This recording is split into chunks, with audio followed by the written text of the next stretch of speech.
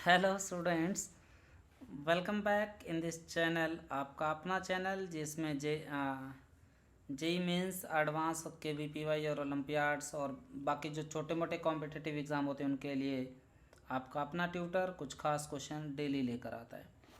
वैसे भी सभी लोग जुटे होंगे कि अपने कॉम्पिटिटिव एग्ज़ाम, जो बच्चे जेई मेंस का एग्ज़ाम लिखने वाले एडवांस वाले, तो उनके लिए मेंस का पेपर आप सभी के सर पर है।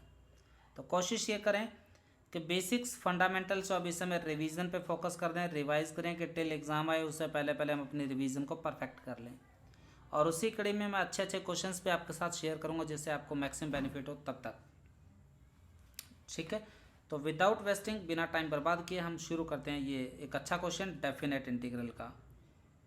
अगर limits -a to a F X and D x किसी फंक्शन को इंटीग्रेट करना हो तो आपको हमेशा ये देखना है -a to f(x) and D x they they. Function अगर ऑड आएगा तो लिमिट्स क्या आएगी, ज़ीरो, मतलब इसकी वैल्यू ज़ीरो। और अगर फंक्शन इवन आए तो 2 टाइम्स हो जाएगा एंड डी एक्स। इवन के लिए क्या होता है, f-x is equal to F X के बराबर आए अगर फंक्शन इवन होगा। और ऑड के लिए क्या होता है, f-x बराबर आएगा -f(x) के अगर फंक्शन ऑड आए। ठीक है, तो जब बड़ी पावर दे दे और -a to a लिमिट आए तो हमेशा चेक करना है कि फंक्शन आपका ऑड आ रहा है या नहीं आ रहा। तो मैक्सिमम केस में होता ही है। अब इस वाले पार्ट की मल्टीप्लाई हम कर लेते हैं इसके साथ में, या यूँ कहूँ ये फंक्शन आपका ऑड आ रहा है। क्यों? क्योंकि अगर x को -x में रिप्लेस करोगे तो वापस क्या आ रहा है, ये नेगेटिव टाइम्स बन रहा है। तो नेगेटिव टाइम्स का मतलब पहले वाला पार्ट ऑड आ गया और इसकी मल्टीप्लाई इस फैक्टर के साथ कर देंगे तो बना क्या, -2 to 2 x³ इंटू में cos(x/2) टाइम्स आ गया 4 - x² and D x plus half -2 to 2 4 - x² and D x. पहले वाला पार्ट ऑड आ रहा है तो इसका इंटीग्रल क्या हो गया, ज़ीरो। बचा सेकंड वाला पार्ट। सेकंड वाले पार्ट में क्या होगा कि ये फंक्शन अपना इवन आ रहा है। देखिए x को मैंने -x में रिप्लेस किया तो वापस सेम फंक्शन आ रहा, तो इवन आ गया। और इवन फंक्शन के केस में मैंने कहा कि 2 टाइम्स लिमिट आपके 0 to a into F X and D X बन जाएगी।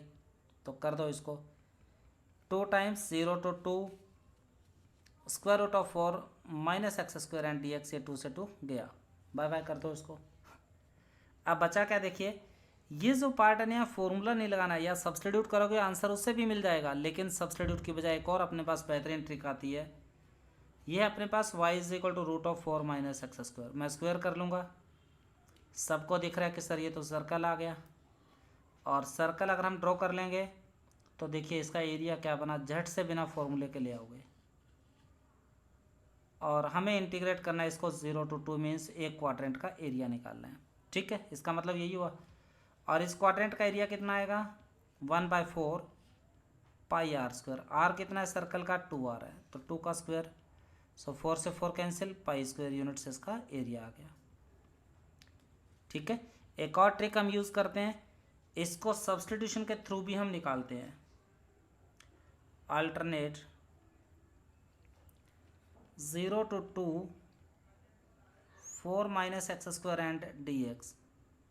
यहाँ क्या करोगे बेटा, सब्सटीट्यूट हम कर लेंगे। x is equal to 2 sin theta substitute कर दिया, डी एक्स का वैल्यू आ गया 2 cos theta into d theta आ गया। कंप्लीट वैल्यू सब्सटीट्यूट करोगे तो ये आ गया 0 to π/2। यहाँ 4 x की जगह 2 sin थीटा यानी 4 कॉमन आएगा, 1 - sin² थीटा cos, तो ये आ गया 2 cos theta into d theta. और डी एक्स का वैल्यू आ रहा है 2 cos थीटा एंड अगेन क्या आ गया, D theta. So that will be equals to 4 times 0 to π/2 और ये आपका बना क्या, cos² theta and D theta. अब यहाँ पे हम लगा देंगे वॉलेज फार्मूला। वॉलेज फार्मूला क्या होता है, 0 to π/2 cos की पावर n theta and D theta will be equals to n-1 n-3 gone decreasing by 2।